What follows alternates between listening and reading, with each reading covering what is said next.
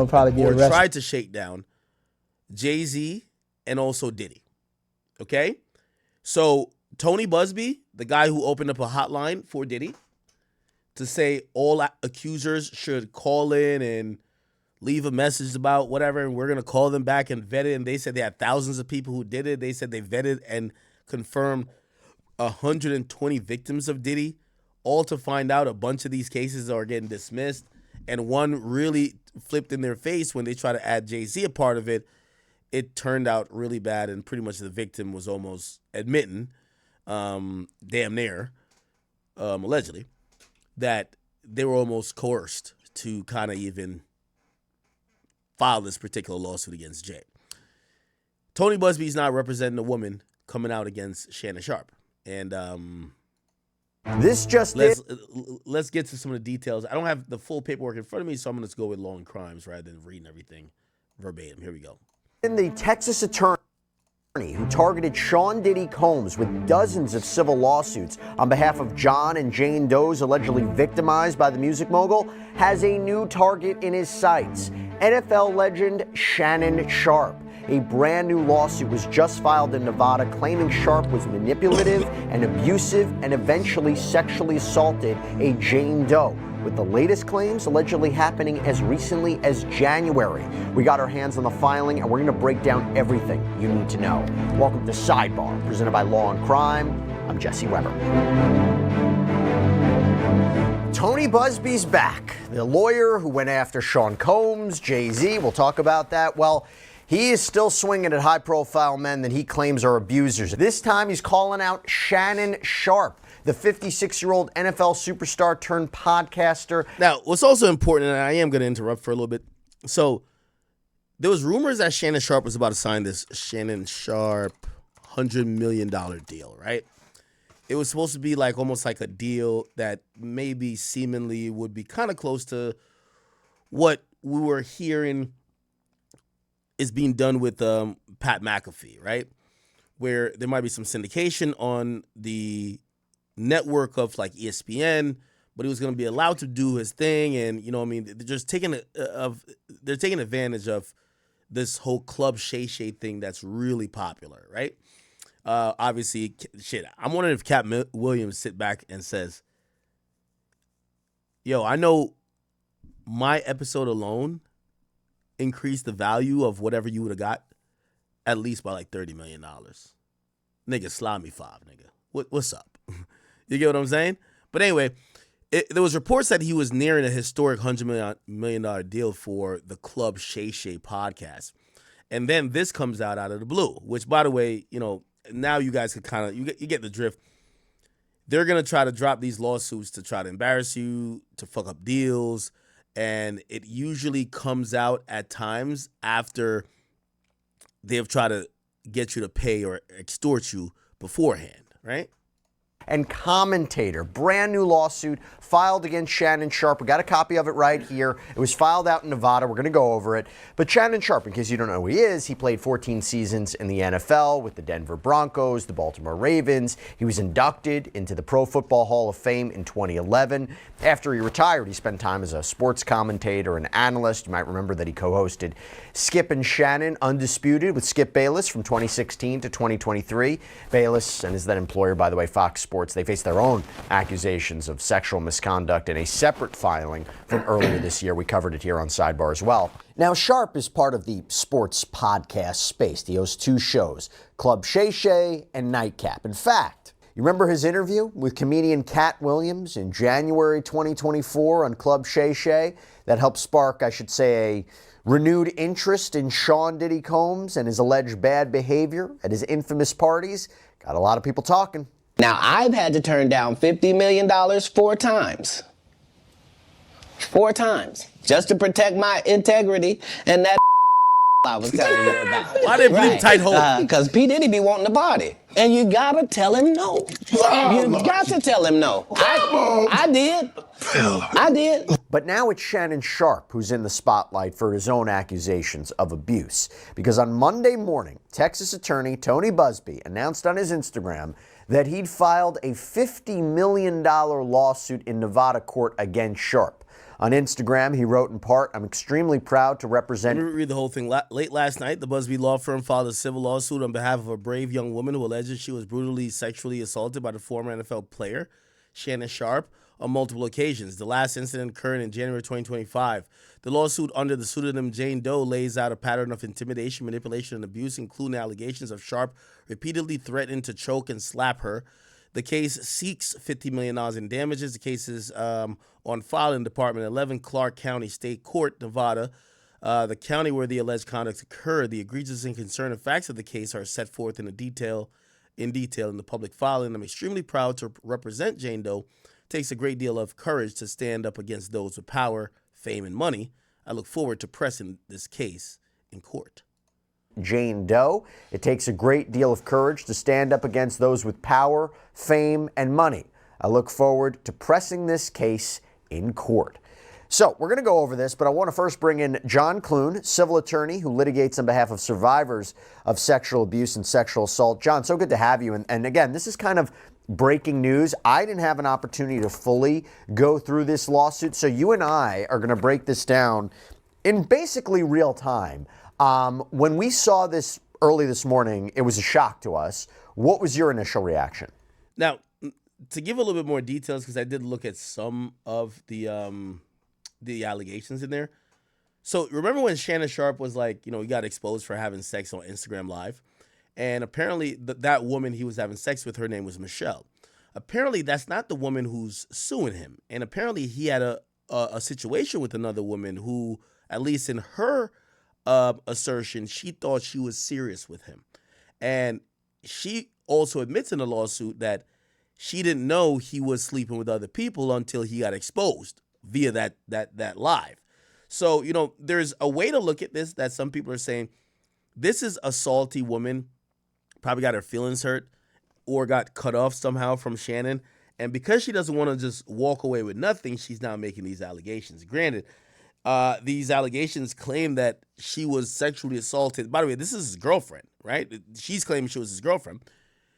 She's claiming she was sexually assaulted over a span of time where I think, most people would say, if someone sexually assaulted you, why would you stick around and get sexually assaulted like a crap ton more of times?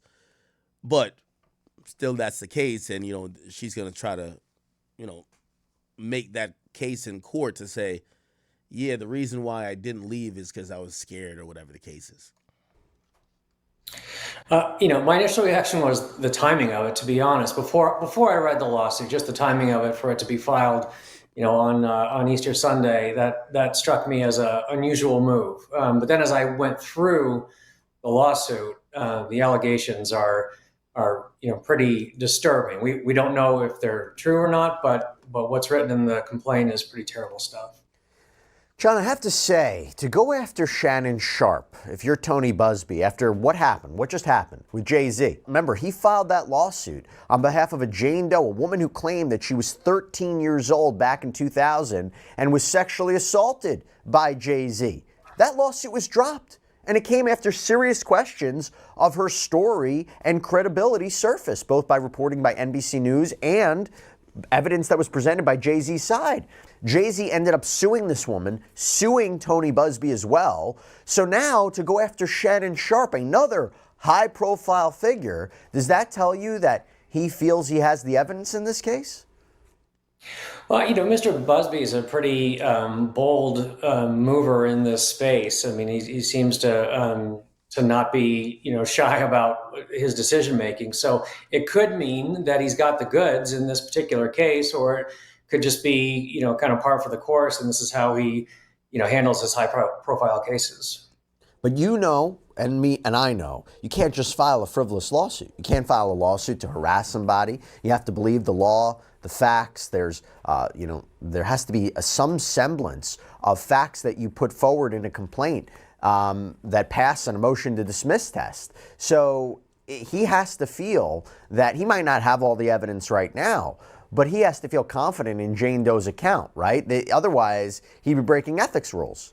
Yeah, and the thing with these accounts, like in a sexual assault, just a Jane Doe against an individual. So to further explain that, there's something called a Rule 11 for attorneys, which means, hey, listen, you have an ethical obligation to not file lawsuits, because what's happening right now is lawyers are picking up these cases or actually going out to seek clients, right? Like they're kind of like pocket watching. They're like, who got the bread right now? They find somebody with the bread. Maybe that person is loud, boisterous. Maybe that person, talks about them liking women or has a promiscuous lifestyle, especially someone who's not married. That's why these days I've talked to some people in the industry. They're like, yo, listen. They're like, over the last couple of years, I'm telling you, these are real conversations I've had. They're like, yo, we used to be like, damn, yeah, we not in the game no more. We on the sidewalk because we with wife and kids. But they said after seeing where things are now, the only people safe are people married with wife and kids that don't wildly cheat all the time. Because what's happening now, the single men who are just fucking girl, and it happens that you're probably fucking women who you don't trust that much, but you're just getting a nut off. Them women, if they link up with the right attorney, them chicks start coming at you. And that's been happening more and more. So these lawyers are going out to seek some of these women. So I would imagine, again, this is just my speculation, don't have any proof of it. Tony Busby was probably like, yo, who's really getting the bag right now? They probably hear some rumors that Shannon Sharp's about to get a bag, and they're like, yo, we got to find a woman who has fucked him. They find the perfect one. Some chick who felt she got cut off, or she got like the short end of the stick. Because at the end of the day, and I would hope Shannon Sharp would even admit, bro, you ain't getting girls because of your looks. You're getting girls because of, your fame, your status, which are things that are valid things to get, women off because women care about them. But when they date you, they don't want to leave high and dry. It's not like, all right, we'll catch you later. All right, this was great, so we're just going to move on. It kind of turns into this vindictive, like, well, I need something to leave. It's like a severance package damn near, right? Anyway. It's really hard to get rid of that case on a motion to dismiss or even down the road on a motion for summary judgment, because if you have your client who's saying, this is what happened to me, and then in this case, say Mr. Sharp says, no, that's not what happened, it was very different, that's really a trial issue. That's not something a judge is really going to dismiss on motion. So other types of cases that have more subtle elements to them maybe can get dismissed on motion, but this kind of thing is really hard for a defendant to get rid of short of trial. By the way, our content shows just how rampant crime is right now, and that is especially true in network operation business. By the way, before we get into the context of the suit, Jane Doe, so filing under Jane Doe, a pseudonym, typically speaking, how likely is it that she will be able to continue moving forward in this litigation anonymously? I know in the Sean Combs case, several courts have said that the Jane Does and possibly even the John Does have had to come forward and reveal their identities. Talk to me about what the interests, the different factors the court will look at, and whether or not Jane Doe would be able to proceed anonymously. Yeah, I'd say at best it's 50-50 that she's able to proceed in that fashion. I mean, generally speaking, there's a strong preference in the courts for transparency and open proceedings. That includes using your real name in the lawsuit.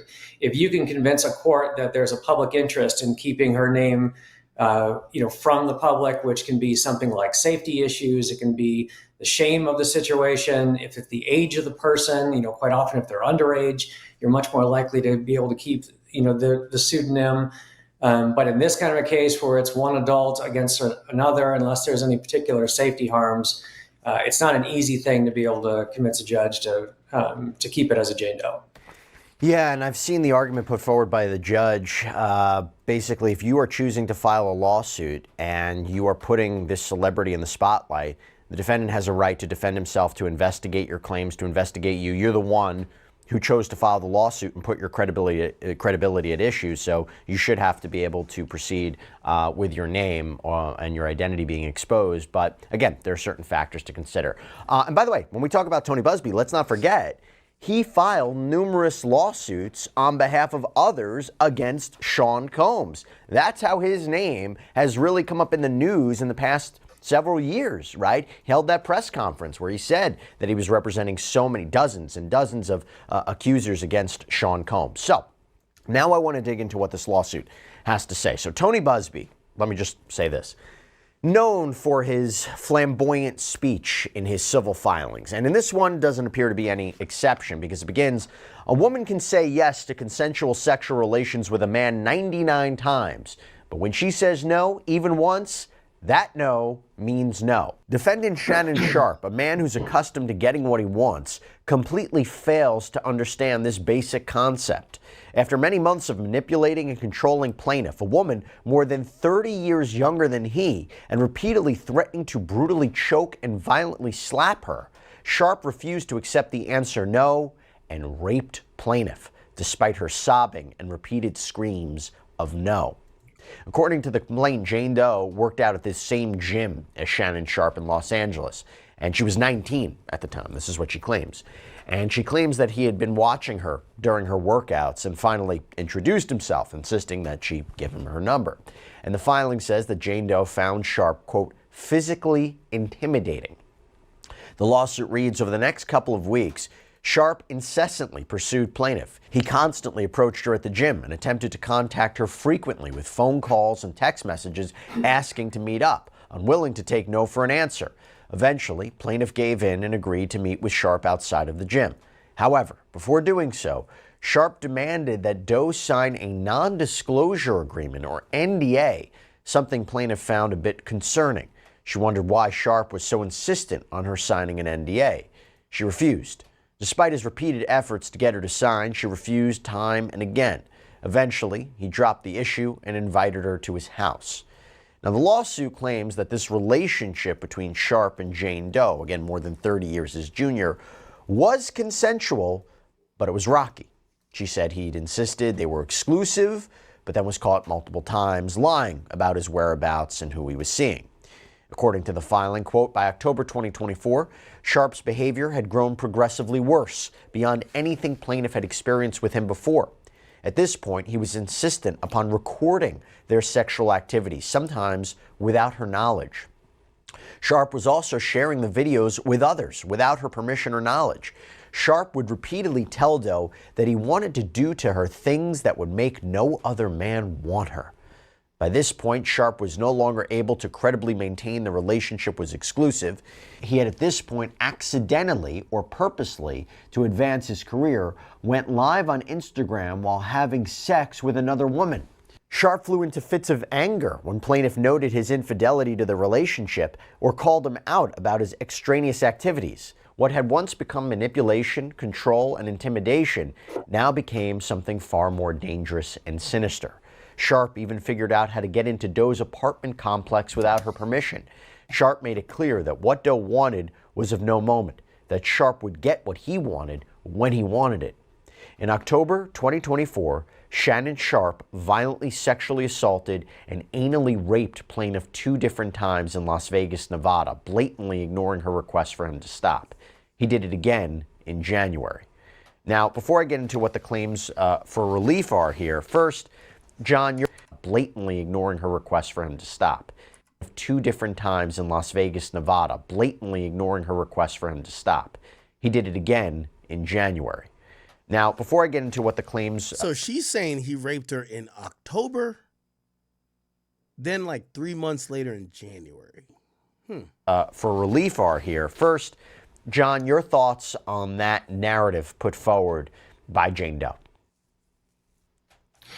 Yeah, I mean, it's deliberately graphic narrative. There's nothing inherently wrong with going into that level of detail in these types of cases to kind of get the court's attention on how serious this is. But it's probably on the more graphic side of the scale in terms of these types of pleadings. If there are recordings, how would she be able to get access to them, and how could that help her case? Well, when she gets into civil discovery, she can demand copies of those. Whether they exist or ever existed, we don't know. But if they do exist, he'll be required to produce those. I mean, those could be significant. I mean, if you have videotapes of either non-consensual behavior or behavior that regardless of how it appears, looks like there's surreptitious recordings of somebody. I mean, that's definitely something that would look really bad for any defendant. Is it problematic for her that they were in a relationship? You know, he talks about in the beginning of the lawsuit, a woman could say yes 99 times. If she says no once and you continue on, that's sexual assault, that's rape. Do you believe that them being in a consensual relationship for a long period of time or a period of time, do you believe that, according to her claims, even after being asked to sign an NDA, she nonetheless engaged in a relationship with him? Do you think that hurts her credibility? I don't think it hurts her credibility. I think it. Wait. NDA. Do you believe that them being in a consensual relationship for a long period of time or a period of time, do you believe that, according to her claims, even after being asked to sign an NDA, she nonetheless engaged in a relationship with him? Do you think that hurts her credibility? So she signed an NDA? I don't think it hurts her credibility. I think it's something that a defendant can use to their advantage to show the number of times that there was consensual sexual behavior, as a suggestion that maybe these instances are being manipulated for the purpose of financial gain. So it's not quite as bright line as if though there had been never any sexual contact between the two of them. But maybe if this was 25 years ago, it'd be more of a problem. I think these days jurors have an understanding that people in intimate relationships can also be victims of sexual violence. So I wouldn't call it a big problem, but it's something that could be manipulated. I'm just reading this this January 2025 alleged sexual assault. It's pretty disgusting. I mean, she basically says that she was begging for him to stop. He became more aggressive. He wouldn't wear protection, and that. Why would she stay for months though? This sexual assault lasted roughly 10 minutes. I'm not going to get into the details of it. How does she prove that? Is it just her testimony? Is it that if she told anybody, let's say she didn't tell anybody, didn't tell authorities, is it just her testimony against his? I mean, will that be the key of it, her taking the stand and explaining this happened to her? That's going to be the center of it for the both of them. They both have the ability to describe what did or didn't happen, and it's going to be believability. Like you said, if she did tell somebody, that's helpful. If she sought any sort of medical treatment, that's also helpful. But it's also possible that neither of those things happen. It just becomes one person's word against another. So she is suing for assault, sexual assault, battery, sexual battery, and intentional infliction of emotional distress. I imagine there's probably no statute of limitations issue since this is alleged to have occurred in 2023. Are these relatively broad causes of action, specific causes of action? Are they particularized in any way? Talk to me about what you believe about these causes of action that she's suing under. I mean, that matches the facts of what she's alleged. I think they're relatively specific to the information that's in the complaint. So, that's the kind of collection of claims I would expect any attorney to bring, given those facts that they laid out in the complaint. And the defense would be that either this didn't happen or it was consensual, right? Right. That's pretty much the two options. Most of the time these days, because of things like, DNA or other ways to corroborate some sort of sexual activity, consent becomes the number one defense. So that's what we see most of the time. Remember when I said this was a $50 million lawsuit? So I want to read you what she's suing for. General damages in the sum of excess of $10 million, special damages in the sum of excess $10 million, punitive damages $20 million, statutory penalties $10 million. How do that feels like a lot of money. I mean, now that you also wonder, how do you put a price on if this really did happen? How do you put a price on sexual assault? But at the same time, $50 million for general, special, punitive, statutory penalties. Talk to us about what those mean and whether or not those would be appropriate in a situation like this. Yeah, so the general damages are going to be her emotional distress damages. So what's the general impact to her now and kind of for the years to come as a result of going through this? If this happened, and I want to underscore, we don't know if this happened, but if this happened, $10 million does not seem to me like an excessive amount of emotional distress damages. I mean, this is something that would stay with somebody for the rest of their life and be a significant struggle at various points in their life. The special damages are going to be economic losses. Those can be harder to establish. I mean, you'd have to use an economist to try to talk about how this is going to impact somebody's future career and their therapy, psychiatry, that sort of thing. It might be difficult to get up to $10 million for the special damages.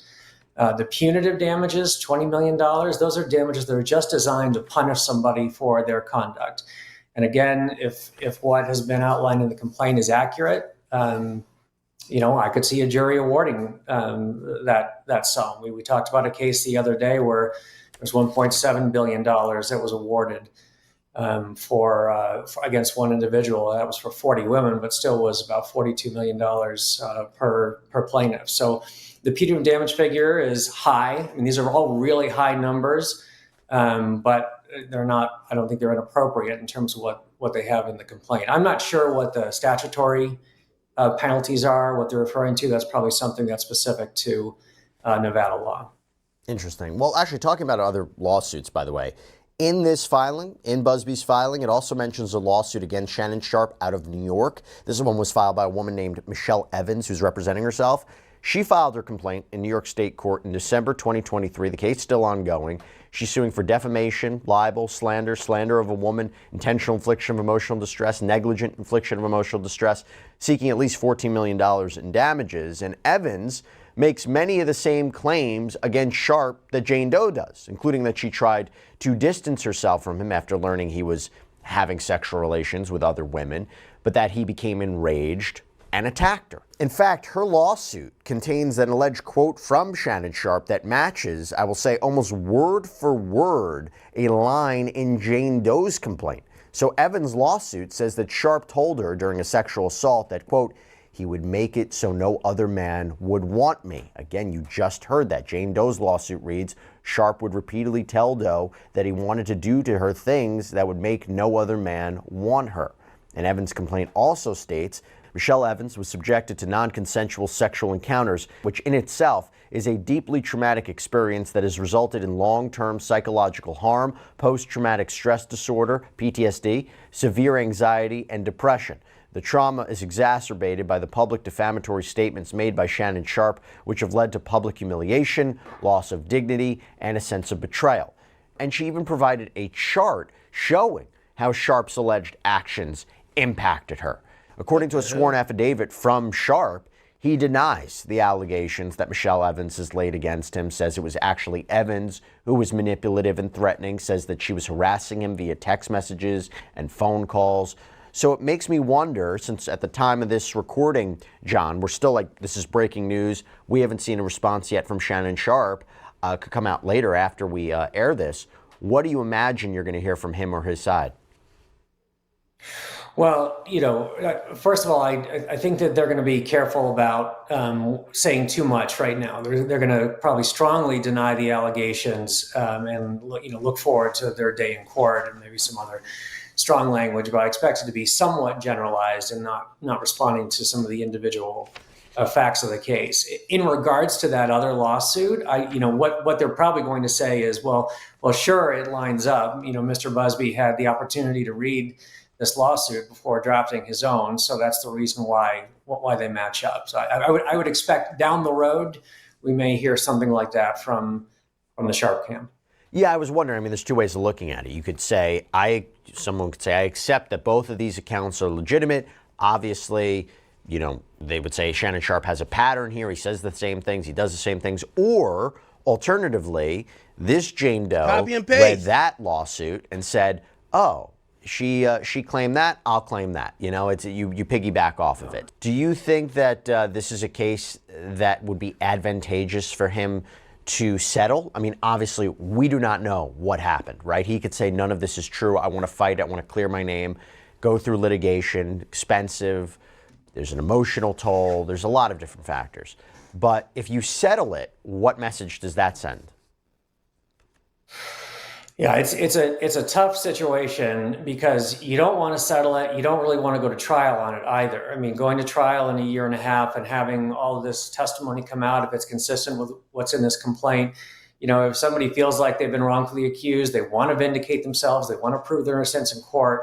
But from a PR standpoint, for somebody who's high profile like Mr. Sharpe, going to trial is going to be a difficult proposition for him. But what's the message of settling it?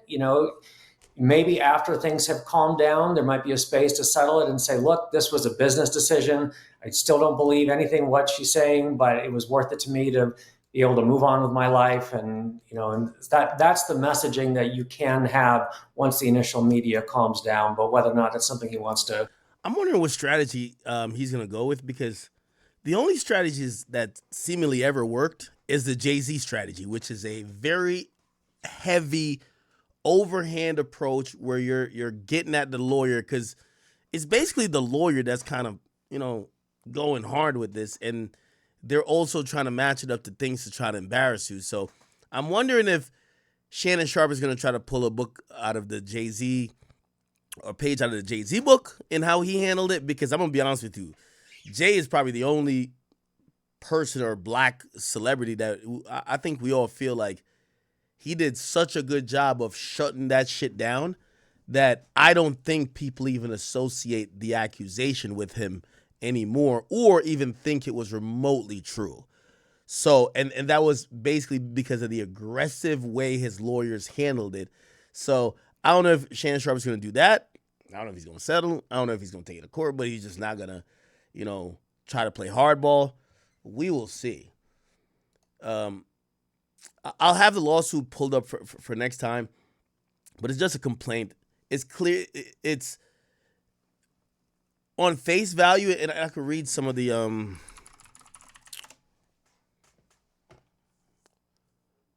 why don't I have the full thing here? Oh, by the way, Shannon Sharpe did put out a statement. He said this. He says, statement by Lanny J. Davis, who's a counsel of Shannon Sharpe.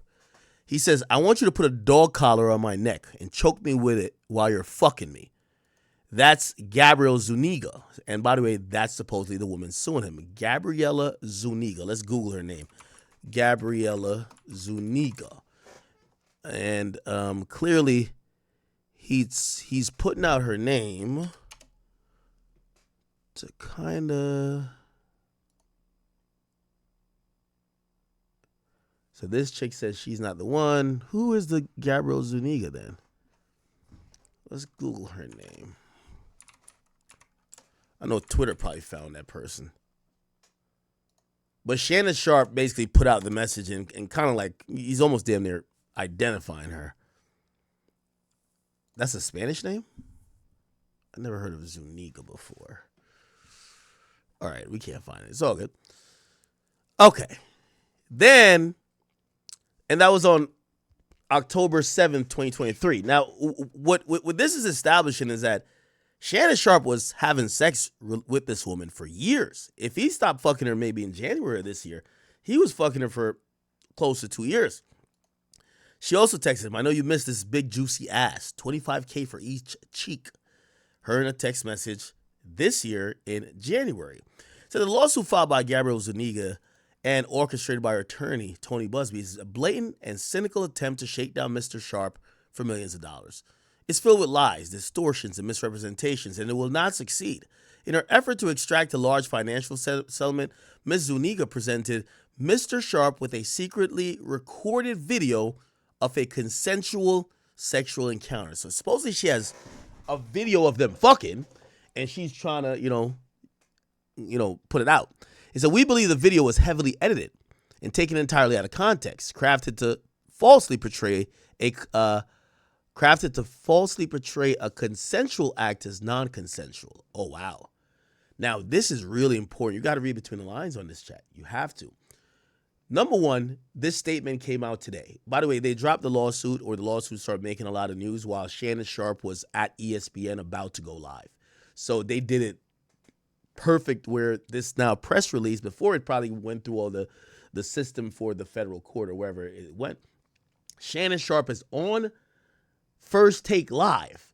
And now this is the biggest conversation, which I'm pretty sure they're going to study his body language or whatever, because somebody probably tells him his ear. I don't know if they would, or they'll just like, yo, finish your show, then we got to talk to you, bro. Like, don't look at your phone. Just finish your show. We'll holler at you afterwards. But they drop it while he's on air, right?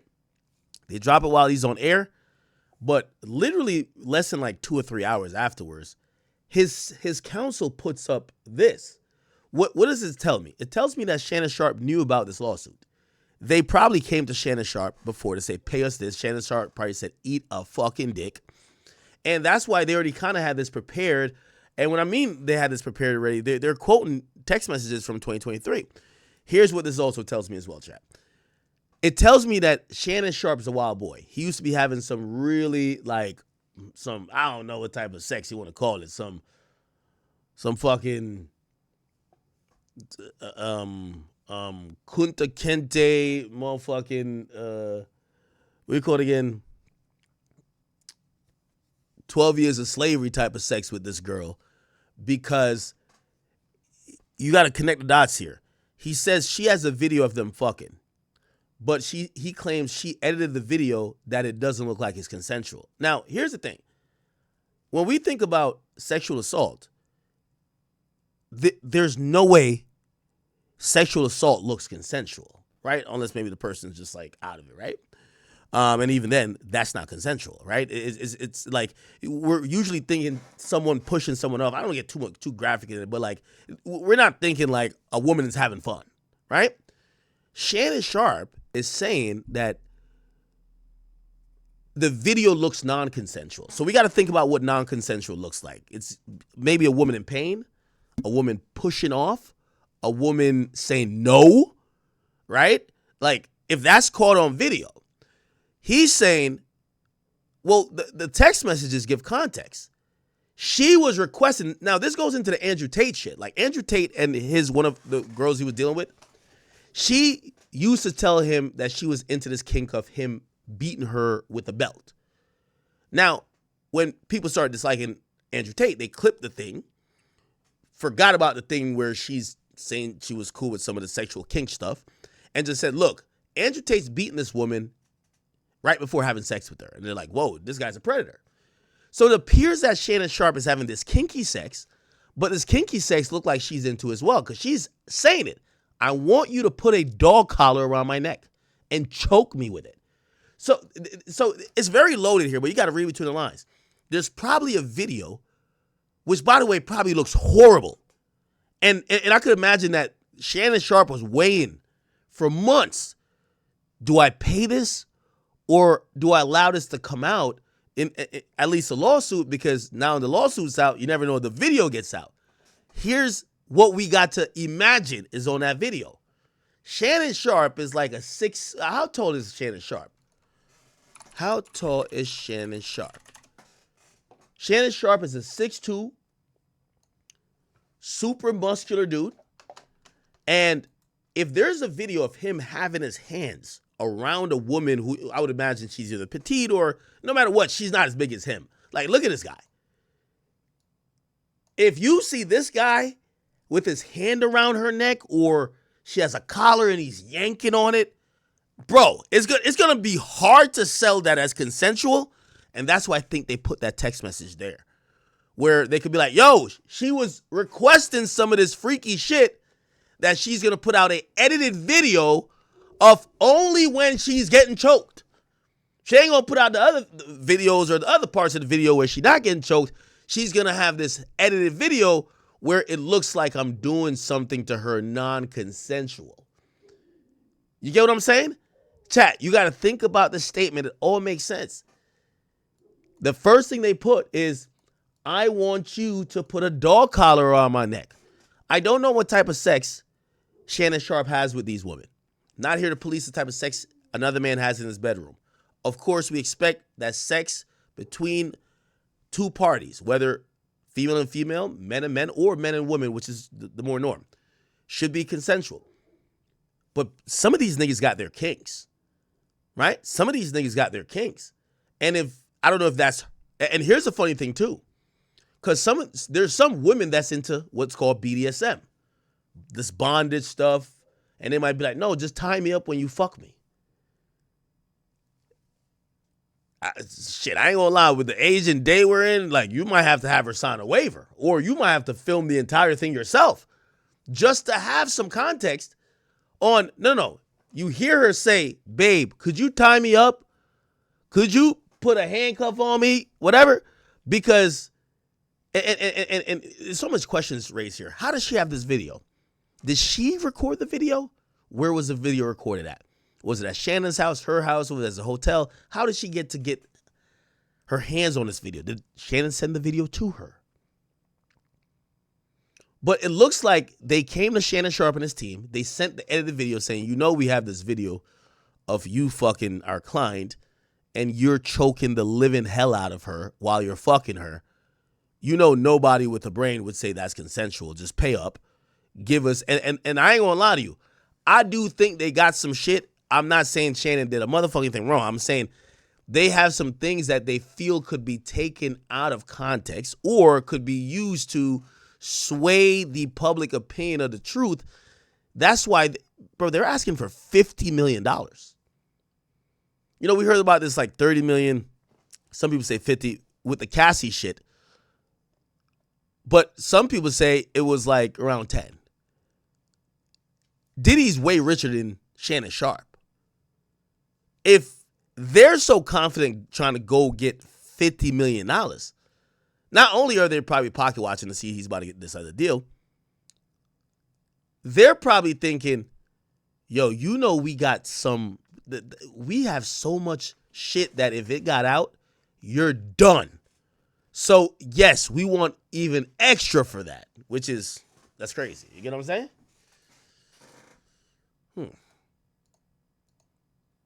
Okay, let's keep reading.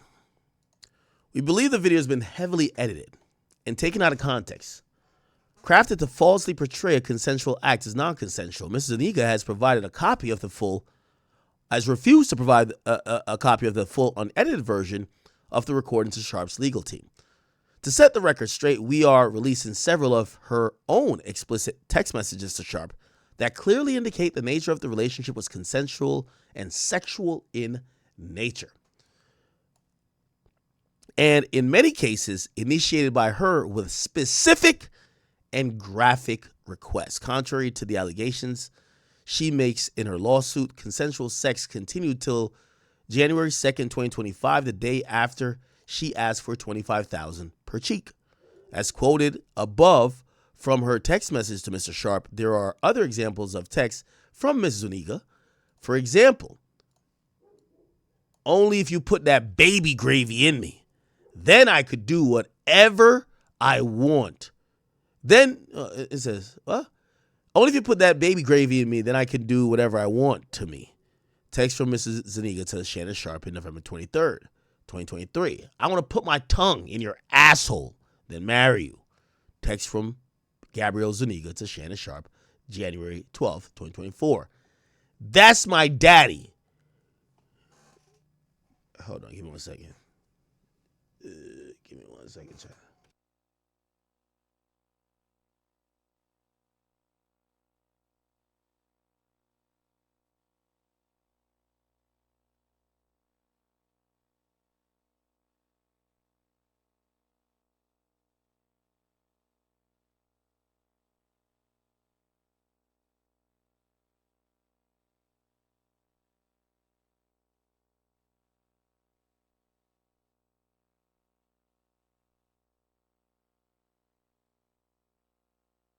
It's my nice police department. I'm going to have to play a video. I got to go do something because the police here. Streaming shit, you know. I'll come back and read the rest of these. Just give me 1 second.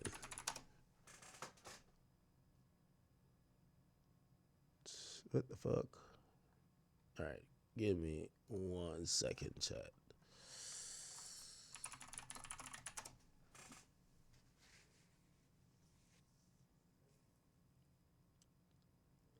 Wait, did they talk to it? Okay, a report that I want to show you guys. Oh, yeah. No way he's going to respond to it, right? No way he's going to respond to it.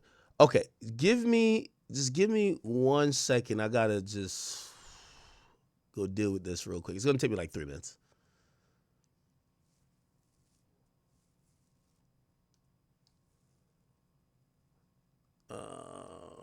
Now I'm going to go back on Law and Crimes.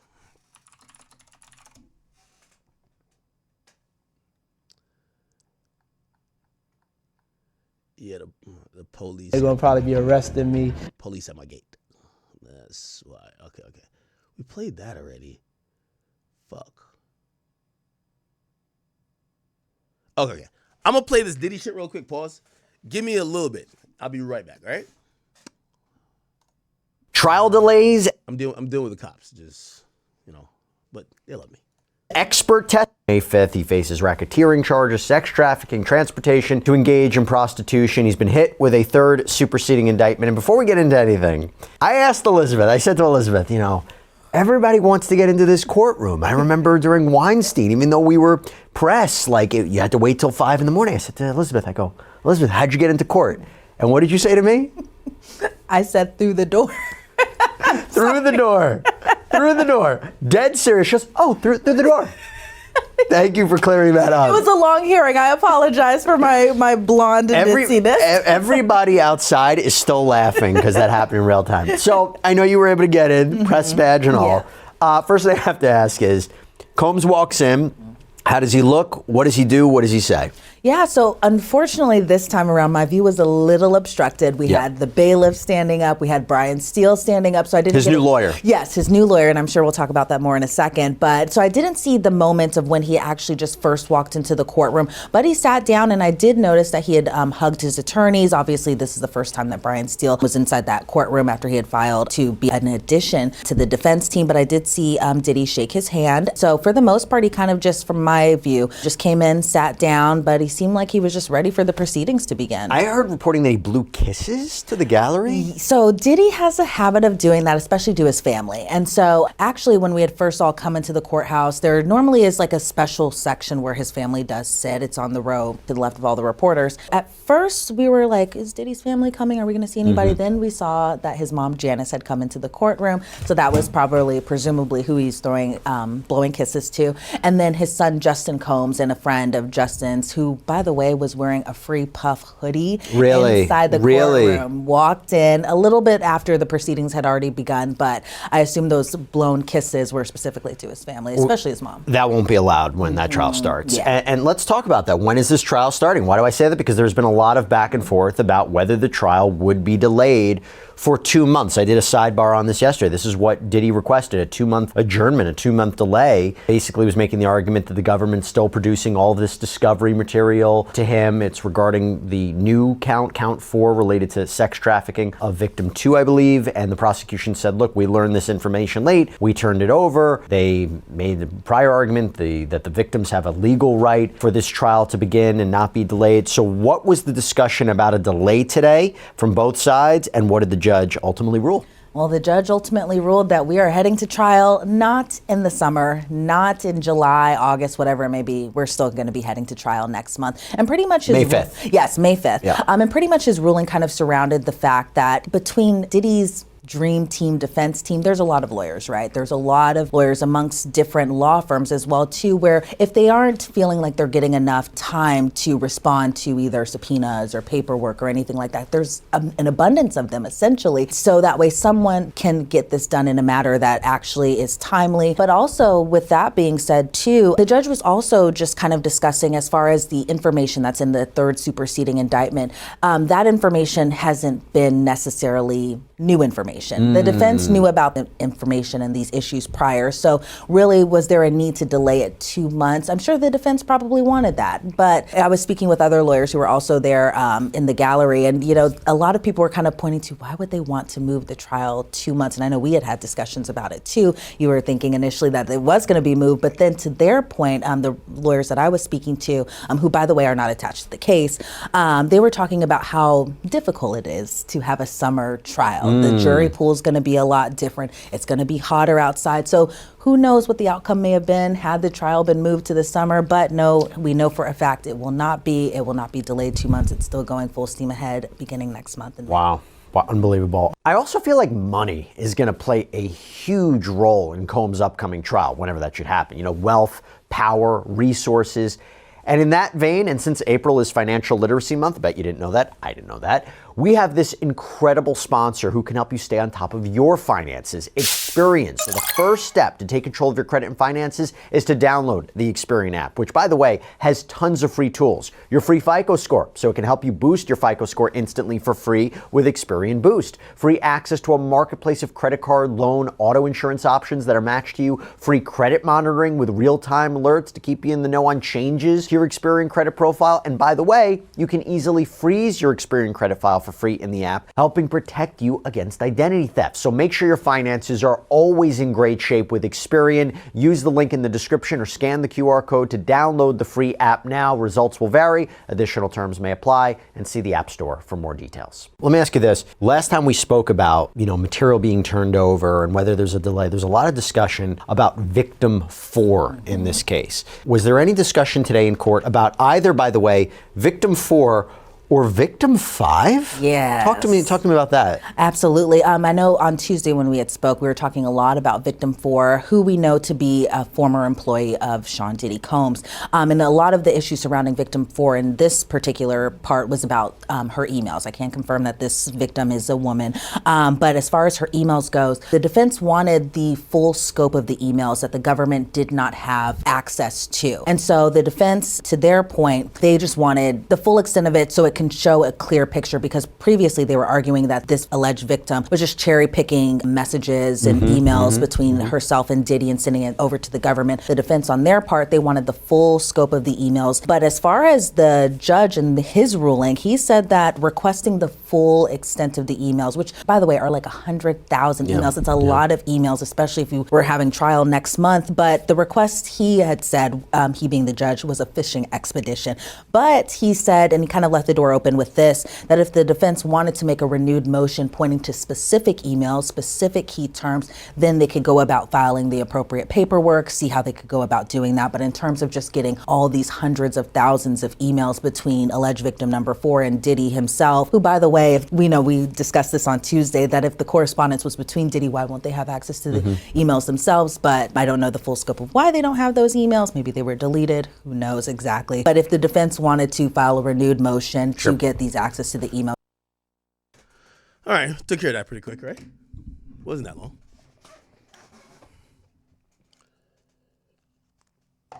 I'm here. Relax.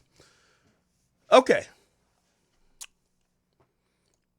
We're back to this Shannon Sharp shit. Oh, we're good. We're good. Somebody said, brother, love got me? Nah. The police department here, they're very courteous. I think they all know me now. They know I stream. I think they even know I'm on stream. They're like, hey. Yeah. Okay. Shout to understanding police departments. And this is why you got to be also understanding of their job too. Okay, perfect. So, where were we? So the text from her, this is the 23rd. I want you to put your tongue in, I want to put my tongue in your asshole, then marry you. Now, this is also kind of important. This seems like a woman that probably was not only fucking him to fuck him, but she probably was gaining a lot of feelings. This was happening they're fucking for like 2-3 years.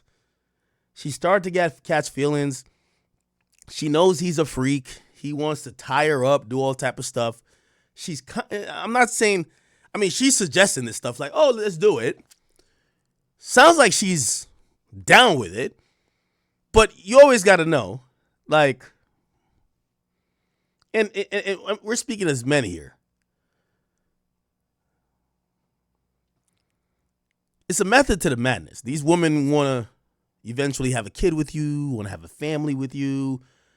And probably over time, as she realizes Shannon Sharpe is getting more and more popular, he's entertaining more and more women, then she's probably telling her girlfriends, nah, that's my man. Like, yeah, he just don't claim nobody. Matter of fact, they think he gay, but that's my man. That's my dick. Pause. And then she gets embarrassed because all her friends hitting her saying, yo, why Shannon went live fucking another girl? What the fuck? So, that probably starts some arguments. Probably tries to break it off. Or she tries to break it off. And then, of course, this subsequently comes, right? It says, you better crave it because you're going to be stuck with it for life. Oh, my God. See? It's clear that she's not just like, oh, we're having fun, fucking, and that's it. She's almost saying, yo, yeah, we might be joking about having a baby, but we're serious about having a baby. We're serious about building a life together. So it says, you better crave it because you're going to be stuck with it for life after you put a big black baby in me. Text from Gabriel Zuniga to Shannon Sharpe on August 11, 2024. These messages are just a sampling of a broader pattern of graphic sexual communications initiated by Miss Zuniga. The evidence paints a clear picture. This was consensual. Adult relationship that included role-playing, sexual language, and fantasy scenarios explicitly requested by Miss Zuniga. The edited tape that Ms. Zuniga secretly taped and showed to Mr. Sharpe during her blackmail attempt tries to falsely portray, as a result of this editing and out of context from prior messages, that the sexual activity was not consensual. But Mr. Sharpe now believes her secret taping was all part of her planned setup as part of her blackmail scheme. As distorted by her edited tape, a copy which she refused to make available for Mr. Sharpe or his counsel, Mr. Sharpe categorically denies all allegation of coercion or misconduct, especially the gross lie of rape, and will not submit to what he sees as an egregious attempt of blackmail. He stands firmly by the truth and is prepared to fight these false claims. Sorry, y'all. Sorry. Allergy season right now. These false claims vigorously in court. He looks forward to vindication through due process and a judgment based on the facts and the law. Okay. Somebody said, explain this in 2K terms. In NBA 2K terms, think of Shannon Sharpe as a 99 overall legend with a clean rep. Gabriel Zuniga, a lesser-known player, accuses him of cheating with illegal mods, posting an edited clip to show him committing flagrant fouls. She demands $50 million in VC to drop it after already extorting $525K VC from him to stay quiet earlier. Sharpe has unedited gameplay footage and chat logs proving he played fair, showing Zuniga claims are fake. She kept spreading lies, leading to a formal complaint, the lawsuit. Now Sharpe's squad is fighting back. Hopefully the game mods, the courts, see through her tactics and clear his name. What the fuck? Is this an AI bot? Even Grok is on his side. So what archetype is he? In the NBA 2K analogy, Shannon Sharpe fits the two-way playmaker archetype. This archetype excels both at offense and defense, mirroring Shannon Sharpe's real-world roles, his media presence where he makes strong art. Okay, oh my God, all right. Hilarious. Do you think I should pull up the, it would take me a second, probably 3 or 4 minutes. Do you think I should pull up the full complaint? Shannon Sharpe, we read Shannon Sharpe's explanation, but clearly she's probably saying some freaky shit that Shannon Sharpe was doing. Now, granted, it could be all lies, and we have to take this with a grain of salt, right? These lawsuits come out with salaciousness. You get what I'm saying? Oh, he did this. He wanted to do this. But here's the thing. As people that are consuming media, sadly, we're entertained by some of these things oh, shit, he's into that? Could be fucking false. Shannon Sharpe is live right now. By the way, is he? No way.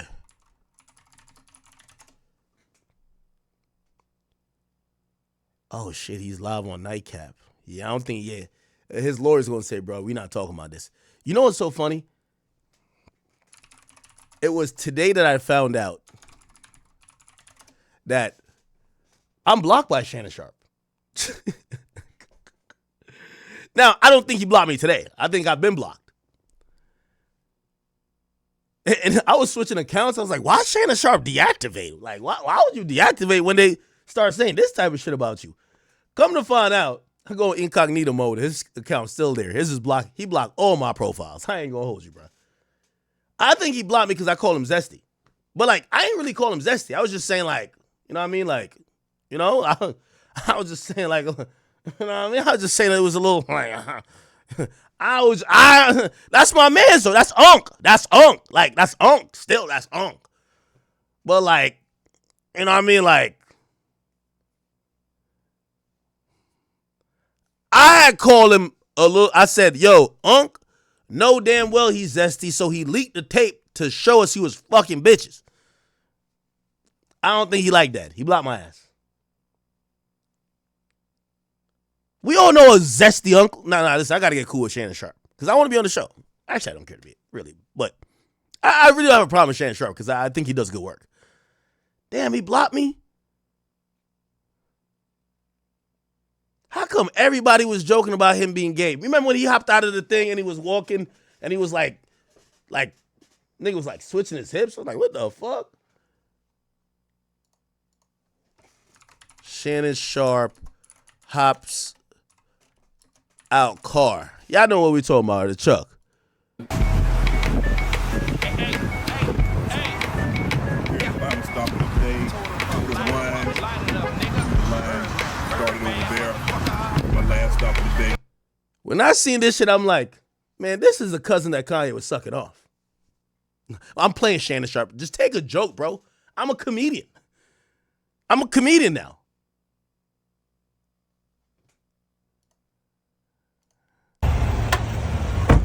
Today, we got up early. We don't make excuses, but today we finna go ahead and get a couple blinds. We're gonna see what today consists of because we don't make excuses.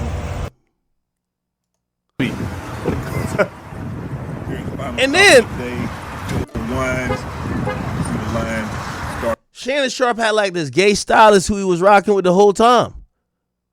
Made a business decision that, you know what, I'm going to front and center my gay stylist, Hollywood Simpson. I'm going to front and center a gay stylist who has been connected to publicly with several former professional football players.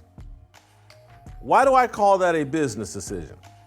Because anyone familiar with how Hollywood and the entertainment industry works, anyone who has wet their finger and stuck it in the air and figured out how corporate culture I thought he was going to say something else. Wet their finger and stuck it.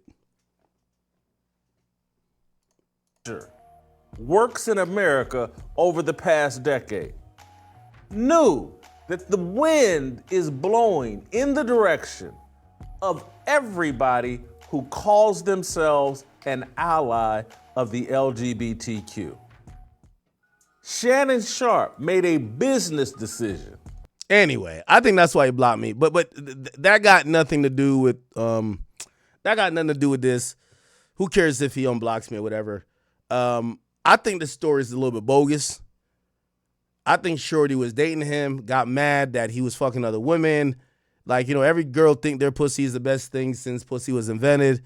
She probably thought, yo, I'm putting this pussy on him so good. Shannon Sharpe probably, like, he a big gorilla looking nigga, man. Like, that's probably been fucking women a lot since the NFL. Like, a lot of these niggas, they're so burnt out with fucking, they have all type of weird kinks. Just tickle my toes, baby, tickle my toes. Like, you know what I mean? Like, got all type of shit going on. So his shit might be like, let me put my dog collar on. Whatever. Like, he want to put a dog collar around her. He want to do whatever type of kinky shit to get his nut off or whatever. And I think she was probably down to acquiesce. Like, all right, you fucking freaky ass nigga. All right, we'll do it. Niggas, just get a collar from PetSmart, nigga. Just get it from Petco, okay? Just make sure you get the one that's like stretchable, because I don't want to get choked out here. You know what I mean? And I think she was down with it. She down with the thing.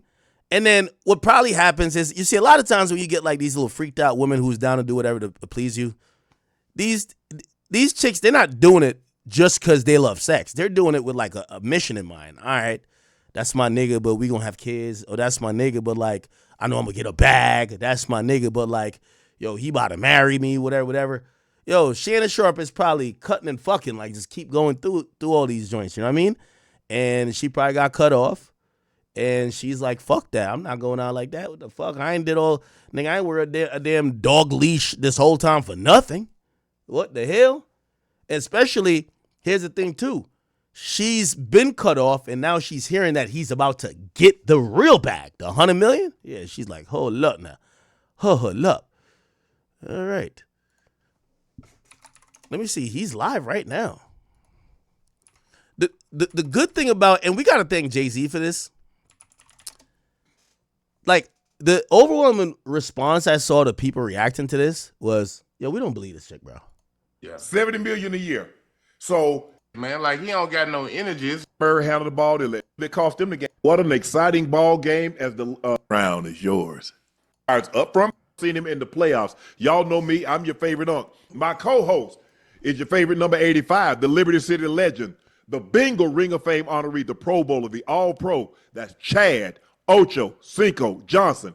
Also our contributor for all things. Okay, yeah. I mean, his mom. He's not supposed to address it. I'm pretty sure his employers know and his business partners know. Like, hey, listen, he gonna stay low, but this ain't the thing he gonna address. He did address it with the statement, but him coming on here and riffing is probably not the best of idea. So I don't think he's doing nothing wrong. If you ask me, I kind of believe that Shorty's capping. Like, you know, here's a few questions that we never get to when we're reading these allegations because these allegations are so quote unquote juicy. So you said you got raped months apart. Did you go to the police? We get it. You said he was intimidating, this and third. Outside of his presence, did he lock you in a dungeon? Did you get to go home? Did you get to go around your parents and your friends where you could feel safe? Did you go to the police? Did you get like a rape kit done? Did you have them investigated? Because that's how you would try to preserve some evidence. Did you try to get him locked up? Did the police find anything? Did you go to the police? Like, again, she's saying there's multiple months between, like, 2 specific rape events. Did you ever go to the cops? Not to blame the victim, but why'd you pop back up? If you're suffering all these things like PTSD, this and third, why the hell did you show back up?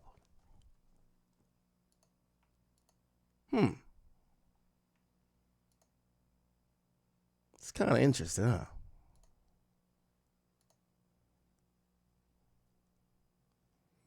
I don't think no one has talked about this. I think everybody's just keeping their mouth closed and just kind of keeping it moving. Cat Williams getting a street named after him. All right, shout out to Cat Williams.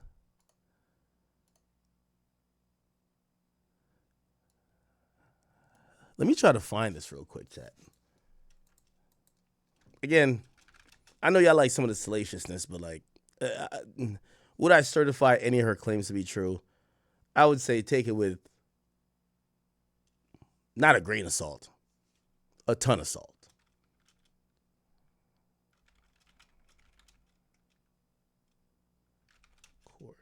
Okay, let me just search. I'm trying to search. I'm going to see if I can find it real quick.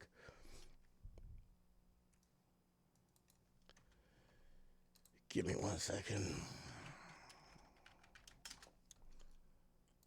All right, I think I got it. Okay.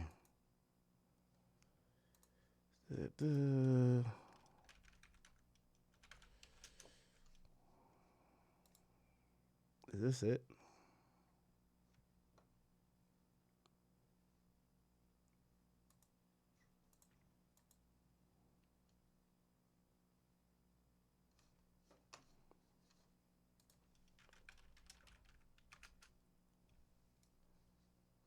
Hold on. I should have looked this up before I got on stream.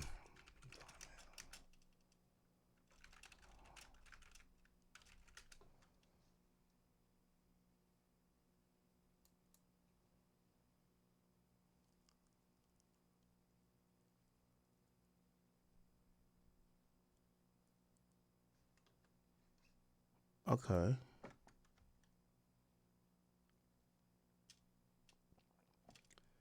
This site is slow as shit.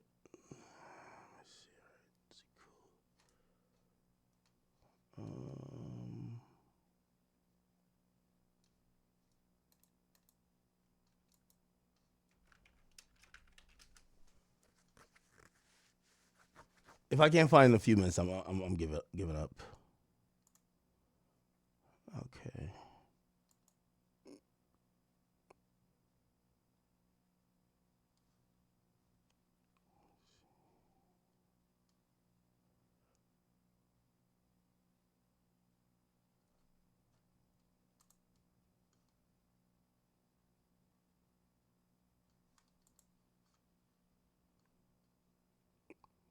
Okay, can I find this shit? Okay. Okay.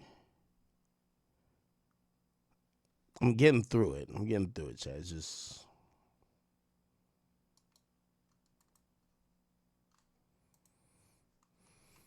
Okay.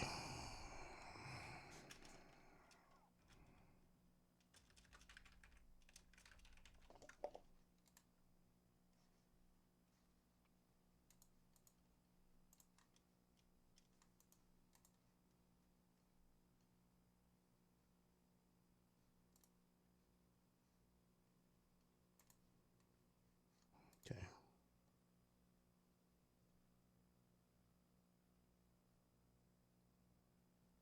I found it. Okay. Okay.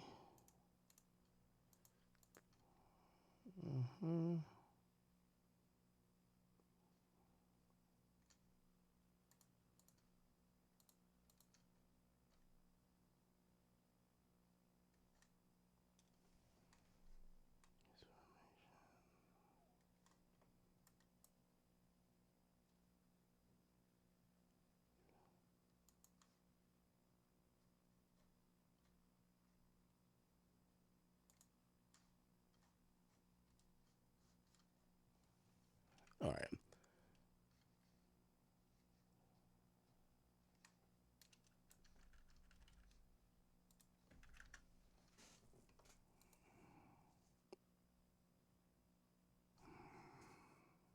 Got it.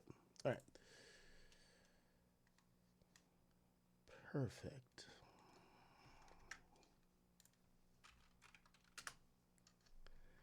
I'm just pulling up the full thing. The dude from Long Crimes said he didn't want to read some of the graphic shit. I'm like, that's what we came to read, the graphic shit. So I'm gonna put it on screen. I'm gonna just look at it to make sure they don't do no goofy shit like put like a naked picture of the girl on here.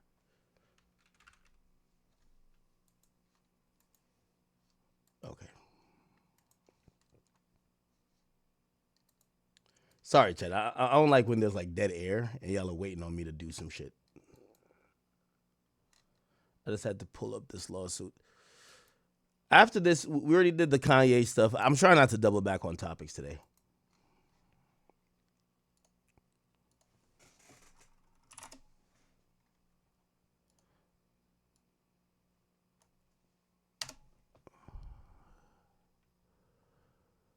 Okay, perfect. I'm just looking to make sure there's no pictures.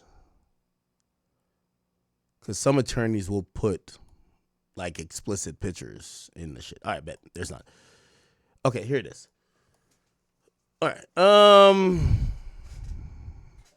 They saw each other on his term, on his schedule, 4 times a week. She started seeing his true nature. She found him to be dishonest about his whereabouts. Yeah, he's a pimp. Of course, he's fucking all type of women. He would lie about other women, insisting to her that they were exclusive, often manipulated her, at times being sweet and loving to get what he wanted, other times being angry and aggressive to achieve his goals. She discovered over time he was extremely emotional and possessed an uncontrollable temper. Yeah, roid rage, allegedly. He displayed characteristics of a true narcissist. That's called a rich-ass nigga. He wielded his power and influence and celebrity to control the plaintiff to get what he wanted, whenever he wanted, all the while jealously guarding what he considered his for himself. By October 24, it got worse, and he was insistent. Okay, so this was where they're talking about the sexual assault. By this point, he was no longer able to credibly maintain that it was the exclusive. He had an accidental. Okay, they're talking about the leaking of the video. Okay, this is him, and then Cool. All right. Now here are the factual allegations. That's what the good stuff is always at. According to New York lawsuit, okay, so they're referring to like this other lawsuit which we didn't even know existed, but someone filed a lawsuit against him in New York. They're saying he live streamed in September 2024. Plaintiff discovered that Shannon Sharpe was secretly recording their sexual encounter without her consent. When she confronted him, he summarily dismissed her concerns, claiming the videos were for his own personal use. That too is a lie. He shared the videos with friends and associates. At one point, even forced the plaintiff to have sex with him on FaceTime while he was FaceTiming one of his childhood friends named Bucket. Whenever plaintiff would get up the courage to object to his outrageous conduct, which was not often, he would aggressively and angrily put her back in her place.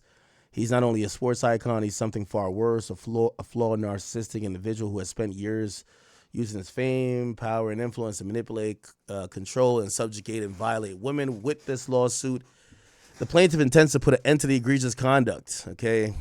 The beginning of a consensual but deeply manipulated relationship. That was 2023. Okay. So they met in the Los Angeles gym. She found Shannon Sharpe standing behind her. He told her he had noticed her at the gym, wondered why she hadn't introduced herself. So the first time they spoke, he was 54, and how old was she? It says during the first conversation, Sharpe proposed a challenge, a competition to see who could lean out faster. The prize, if the plaintiff won, he would buy her fake tits. Plaintiff was stunned. Okay. Shannon Sharpe made sure the plaintiff understood who he was, a celebrity and TV personality. Okay. Eventually, plaintiff gave in. He said he wanted her to come to his mansion. And then when she agreed, he said she could meet him outside the gym and made a demand that she had to sign non-disclosure. He refused to explain why and would not let her see a copy of the proposed agreement. Instead, he insisted she sign one. Plaintiff refused after multiple attempts. When he realized she would not cooperate, he finally dropped the issue. First night he went to the house, was on anything she ever dealt with, disturbing, unsettling. Okay. Plaintiff got to the house. Sharpe opened the door without a word, no greeting, no nothing. Without so much as looking at the plaintiff, he simply turned away from her after opening the door and walked upstairs. The plaintiff hesitated and followed, as she did not know anywhere to go. When they reached the bedroom, he pointed to the bed before disappearing into the bathroom and shutting the door behind him. He ain't said a word to the plaintiff. She sat on the bed, waiting, unsure of what to expect or if she should leave. Roughly 5 minutes later, he finally emerged. Still didn't say anything and said he turned off all the lights and lay down on the bed. Uncomfortable and unsure what to do. For rough about 10 minutes, there was nothing but silence. Then, without warning, he placed his hands on the plaintiff's neck from behind, pressed his erect penis against her body, and said his first words of the night. I knew from the first time I saw you that I was gonna fuck you. I'm laughing just because it just seems out of the blue. Doe and Sharpe then engaged in oral sex, and they did so. Doe at some point realized Shannon Sharpe was using his phone. He was apparently recording her. Plaintiff could see he was trying to be discreet, but obvious what he was doing. She said nothing, scared to confront him for what he might do or say. When it ended, he rolled over and went to sleep. At some point during the night, Shannon Sharpe woke up, grabbed the plaintiff by the vagina, and began having sex with her. Next morning, he woke up around roughly 4 a.m. to shoot a media segment for the sports television. He woke the plaintiff up and told her she needed to leave, but informed her that she had to be back at 9 p.m. exactly. The following night, plaintiff arrived at Shannon Sharpe's house at approximately 9:05, just 5 minutes past the time he had demanded. The moment he opened the door, plaintiff experienced his first rage. He immediately launched into a verbal assault, screamed at the plaintiff, berating her for what felt like hours. He accused her of disrespecting him, wasting his time, and warned that if she wanted to be with the Shannon Sharpe, she would have to learn obedience. Plaintiff was terrified and feared for her physical safety. Still enraged, Shannon Sharpe turned off the lights, grabbed her by the neck, and just like the night before, began having sexual intercourse with her. This cycle of control, fear, and submission became a routine, yelling at her, controlling her, forcibly grabbing her by the neck, saying he was going to kill her, and a certain dominance became the norm. Over the next year and a half, plaintiff saw Shannon at his house often as 4 times a week. He would treat her like an object, continue to control her, not just physically, but emotionally and psychologically. He demanded complete control over her at time and body and expected her to be at his house on his schedule and at his command whenever he called. The verbal abuse never stopped. He would berate and degrade her just as he had from the beginning. Over time, specifically, he was yelling at her while there was a firearm visible in the room. Terrified for her safety, she tried sharing her location with friends from her iPhone just in case he saw her doing this. The moment he realized she was doing this, he grabbed her neck, says, "If you ever do that again, I'll fucking kill you." Okay. Now they're saying 2024 summer, that's when the relationship becomes fearful and non-consensual. The aggression went so crazy. He says the plaintiff was with her friends. They could hear Shannon Sharp yelling over the phone and would ask if she was safe and if she was okay.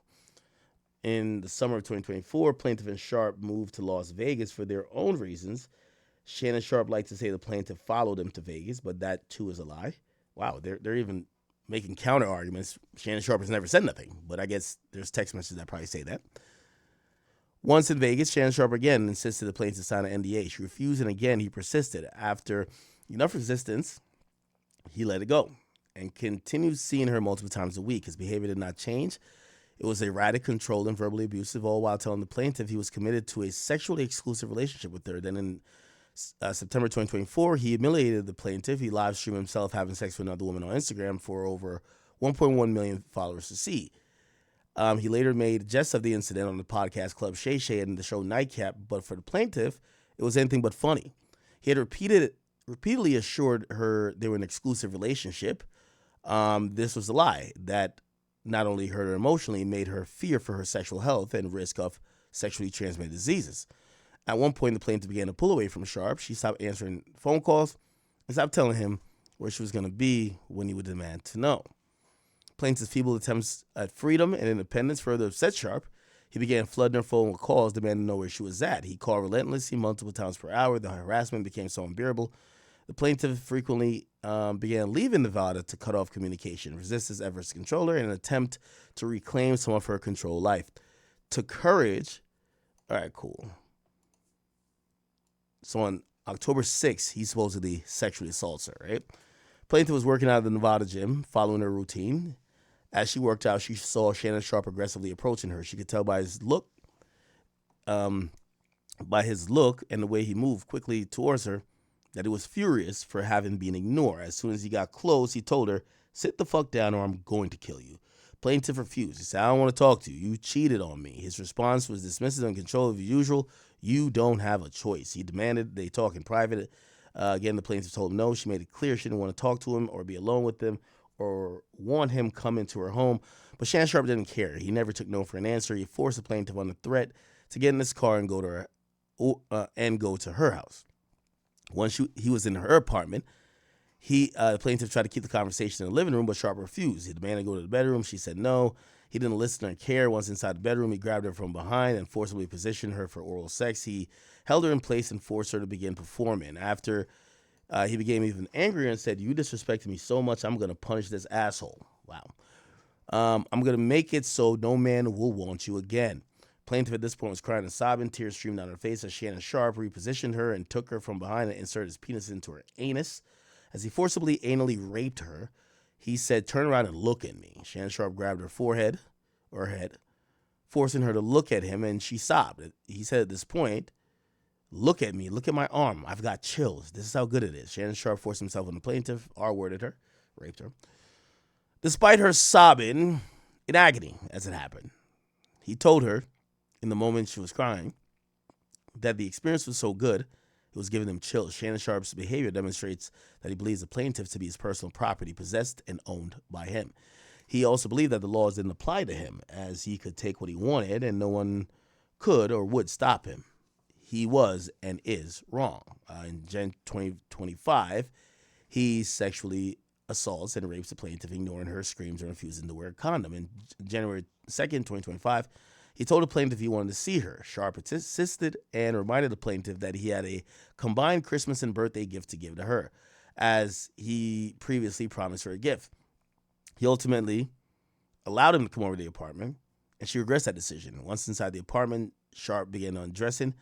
Plaintiff firmly stated that multiple times that they would not have sex without protection, demanding that he wore a condom. She knew that in the past he refused to ever use condoms, and she believed that her demand would stop him from having sex with her.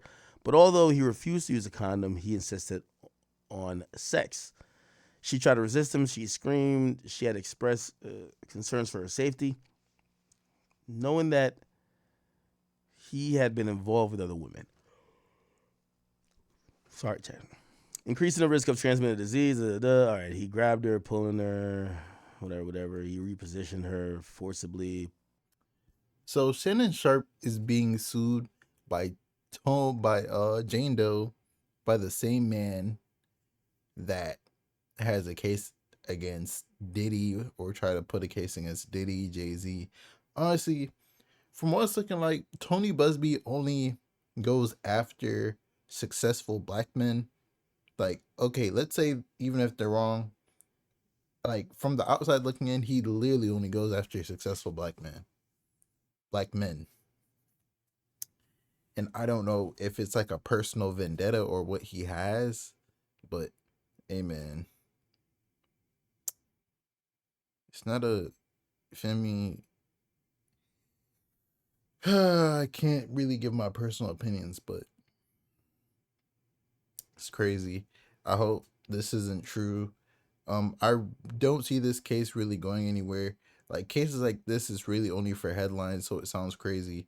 And like, I feel like with a lot of black people, you're guilty, like, and then proven innocent. You're not like proven innocent until, like, you feel me? Till you go to court. And this headline just looks so crazy. And like what Axe said, he has $100 million deal on the line. Of course they want to get him out of here, bro. Or lower the deal or something. I don't know. But it's your boy Big Act News. Make sure you like, comment, subscribe, and pray for the best for your Shannon Sharpe, man.